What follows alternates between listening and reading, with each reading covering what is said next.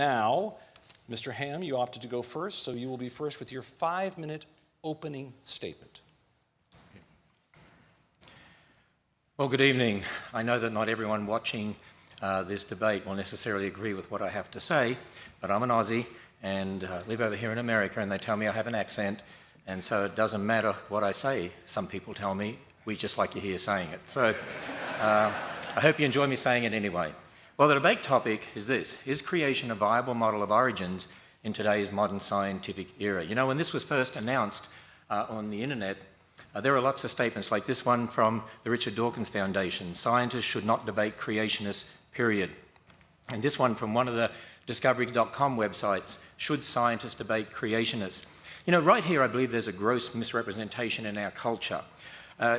We're seeing people in being indoctrinated to believe that creationists can't be scientists. I believe it's all a part of secularists hijacking the word science. I want you to meet a modern-day scientist who is a biblical creationist. My name is Stuart Burgess. I'm a Professor of Engineering Design at Bristol University in the UK. My name is Stuart Burgess. I'm a Professor of Engineering Design at Bristol University in the UK. I have published over 130 scientific papers on the science of design in engineering and biological systems. From my research work, I have found that the scientific evidence fully supports creationism as the best explanation to origins.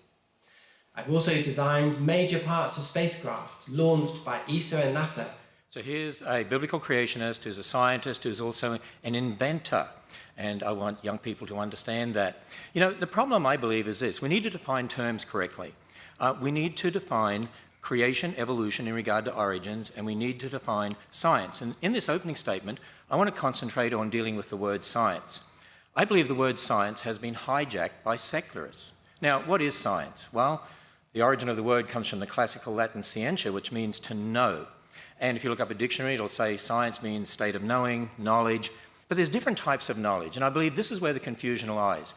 There's experimental or observational science, as we call it. That's using the scientific method: observation, measurement, experiment, testing. That's what produces our technology: computers, spacecraft, jet planes, smoke detectors, looking at DNA, antibiotics, medicines and vaccines.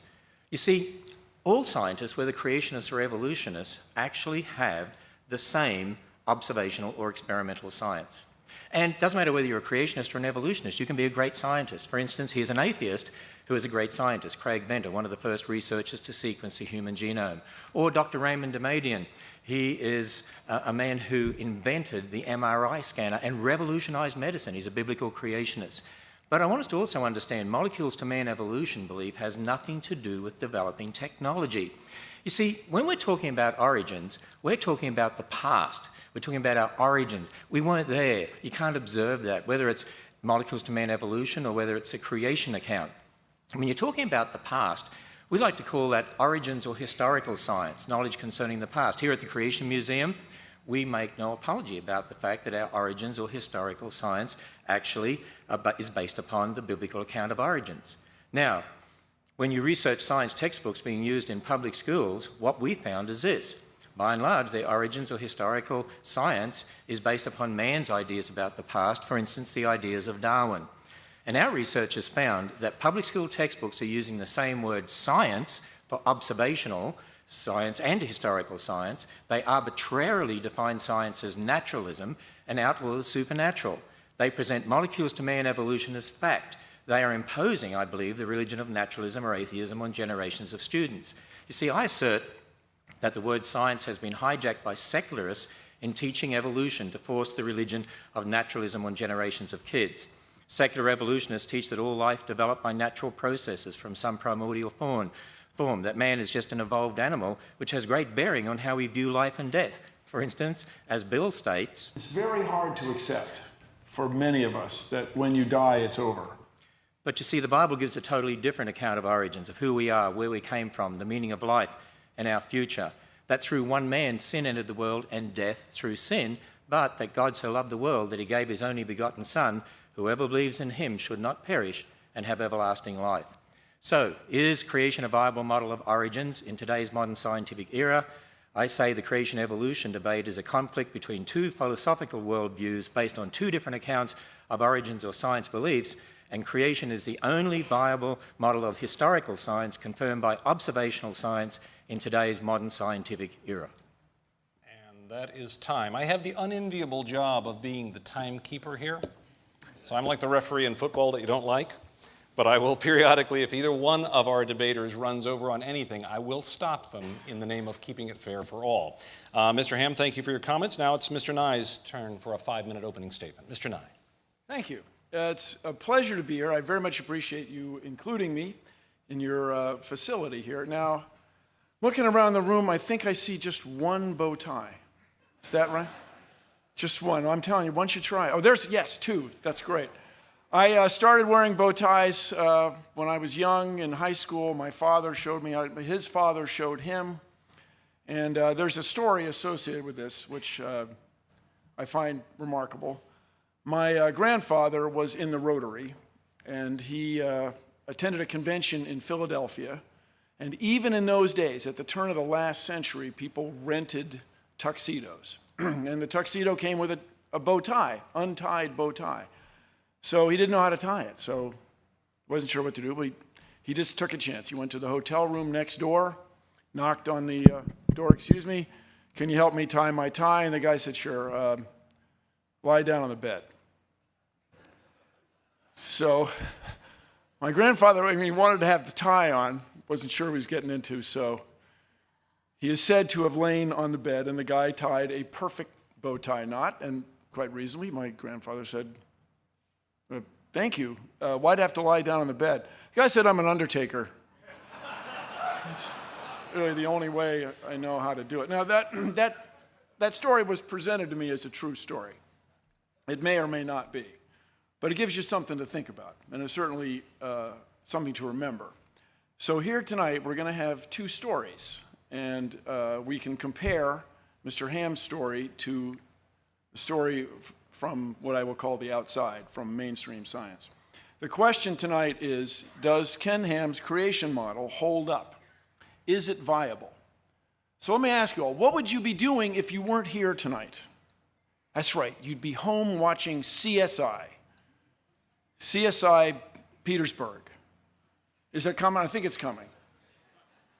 And on CSI, there is no distinction made between historical science and observational science. These are constructs unique to Mr. Ham. We don't normally have these anywhere in the world except here. Natural laws that applied in the past apply now. That's why they're natural laws. That's why we embrace them. That's how we made all these discoveries that enabled all this remarkable technology.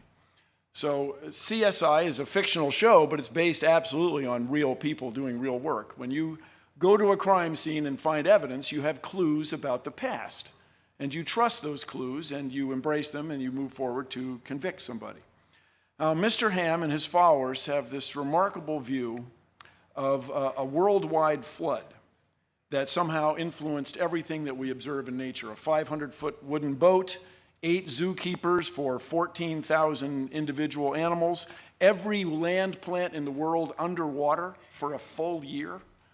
I ask us all, is that really reasonable? You'll hear a lot about the Grand Canyon, I imagine, also, which is a remarkable place, and it has fossils. And the fossils in the Grand Canyon are found in layers. There is not a single place in the Grand Canyon where the fossils of one type of animal cross over into the fossils of another. In other words, when there was a big flood on the earth, you would expect drowning animals to swim up to a higher level. Not any one of them did. Not a single one. If you could find evidence of that, my friends, you could change the world. Now, I just want to remind us all, there are billions of people in the world who are deeply religious, who get enriched, who have a wonderful sense of community from their religion. They worship together, they eat together, they live in their communities and enjoy each other's company. Billions of people, but these same people do not embrace the extraordinary view that the earth is somehow only 6,000 years old. That is unique. And here's my concern.